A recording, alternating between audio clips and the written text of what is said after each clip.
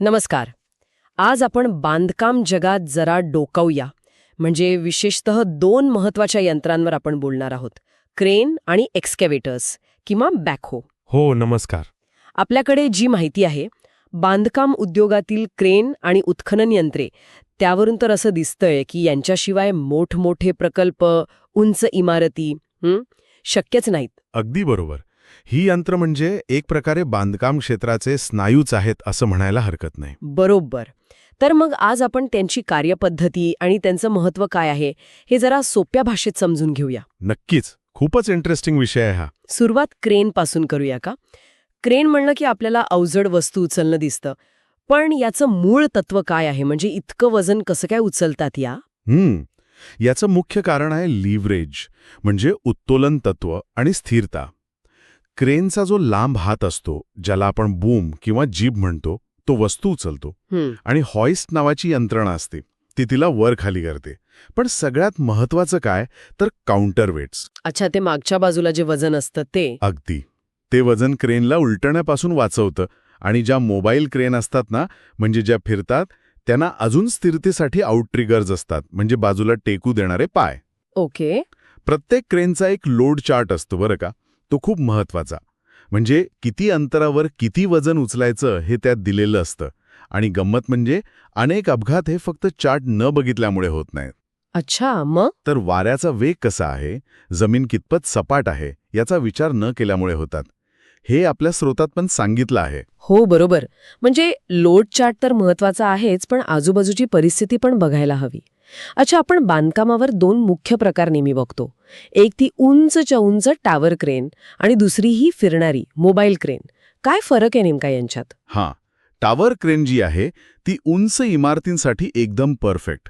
ती जागेवरच तयार केली जाते आणि जशी इमारत उंच जाते तशी ती पण उंच जाते. हो, बघितलंय मी. आणि त्यामुळे खूप उंचीवर अवजड सामान पोचवता येतं. दुसरीकडे मोबाईल क्रेन म्हणजे ती ट्रकवर किंवा खास ट्रॅक्सवर असते. तिला कुठेही घेऊन जाता येतं. ह्यात पण ऑल्टेरेन म्हणजे खडबडीत जागेवर चालणारी किंवा क्रॉलर म्हणजे चिखलात वगैरे चालणारी असे उपप्रकार आहेत. ओके.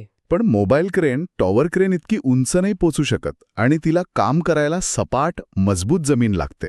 आणि एवढी मोठी यंत्र चालवताना धोका पण असतोच. सुरक्षतेचं काय? हो, नक्कीच. सुरक्षा सगळ्यात महत्वाची. म्हणूनच त्यांची खूप कठोर तपासणी होते. म्हणजे लोड टेस्टिंग करतात, क्षमतेपेक्षा जास्त वजन उचलून बघतात. बापरे. हो.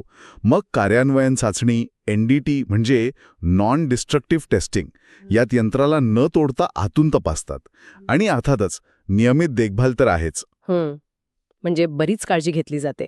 आता क्रेनमधून जरा जमिनीवर येऊया. एक्स्कॅव्हेटर्स आणि बॅकहो ही काय करतात आणि यांच्यात काय फरक आहे? ही दोन्ही यंत्र मुख्यत्वे खोदकाम, माती हलवणं किंवा जमीन सपाट करणं यासाठी वापरतात. ही सगळी हायड्रॉलिक पॉवरवर चालतात. हायड्रॉलिक म्हणजे तेलाच्या दाबावर. त्यामुळे त्यांचे जे भाग आहेत, बूम, स्टिक, बकेट, ते खूप अचूकपणे कंट्रोल करता येतात.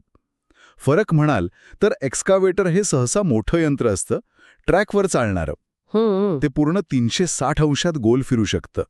खोद खणायला किंवा जास्त माती उचलायला उत्तम. अच्छा. आणि बॅकहो जे आहे ते जरा लहान, जास्त वर्सटाईल म्हणता येईल. त्याच्यापुढे लोडर असतो, म्हणजे ढकलायला, आणि मागे खोदणारा हात असतो. अरे वा, म्हणजे एकाच यंत्रात दोन कामं? हो. आणि ते चाकांवर चालतं, त्यामुळे रस्त्यावरून इकडून तिकडे नेणं सोपं जातं. पण ते एक्स्कावेटर इतकं शक्तिशाली नसतं आणि खोदताना त्याला स्थिर उभं राहण्यासाठी स्टॅबिलायझर्स लागतात. समजलं. म्हणजे गरजेनुसार निवड करावी लागते. या दोन्ही प्रकारच्या यंत्रांमुळे बांधकाम क्षेत्रात काय मोठे बदल झाले आहेत असं वाटतं? खूप मोठे बदल. सगळ्यात महत्वाचं म्हणजे कामाचा वेग प्रचंड वाढलाय. जिथे पूर्वी भरपूर माणसं लागायची, तिथे आता कमी वेळात काम होतं. बरोबर. आणि धोकादायक कामं यंत्र करत असल्यामुळे सुरक्षितता पण वाढलीय. शिवाय आजकालचे जे कॉम्प्लेक्स डिझाईन्सचे पूल किंवा इमारती बघतो आपण, ते यामुळेच शक्य झालेत. पण मर्यादा पण असतीलच ना? हो, अर्थात. सुरुवातीचा खर्च जास्त असतो, इंधन, देखभाल यांचा खर्च असतोच. आणि थोडा आवाज, धूळ यामुळे पर्यावरणावर पण परिणाम होतोच. आणि यांचं भविष्य कसं दिसतंय? काही नवीन तंत्रज्ञान येते का? भविष्य तर खूपच रोमांचक आहे. ऑटोमेशन येतंय, म्हणजे चालक दूर बसून पण यंत्र चालू शकेल. अच्छा. कृत्रिम बुद्धिमत्ता म्हणजे एआयमुळे यंत्र अजून स्मार्ट होतील, स्वतःहून काही निर्णय घेतील.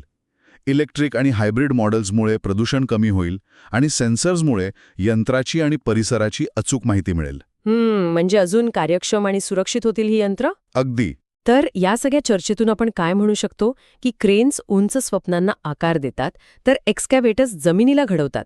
दोन्ही मिळून आजचं बांधकाम जग उभं आहे. यांनी खरंच जग उभारण्याची पद्धतच बदलून टाकली आहे. आणि जाता जाता एक विचार सोडून जातो. सध्या प्रीफॅब्रिकेशनचं महत्त्व वाढतंय. म्हणजे कारखान्यात बनवलेले मोठे भाग जागेवर आणून जोडायचे. हो, बरोबर. याचा अर्थ भविष्यात कदाचित अजून जास्त वजनदार आणि मोठे भाग उचलावे लागतील. मग तेव्हा क्रेनची रचना फक्त जास्त ताकदीची किंवा स्मार्ट न करता काहीतरी मूलभूत बदल करावा लागेल का? कदाचित अधिक लवचिक किंवा जागेवर जुळवणी सोपी होईल अशी वेगळी रचना. हा एक विचार करण्यासारखा प्रश्न आहे.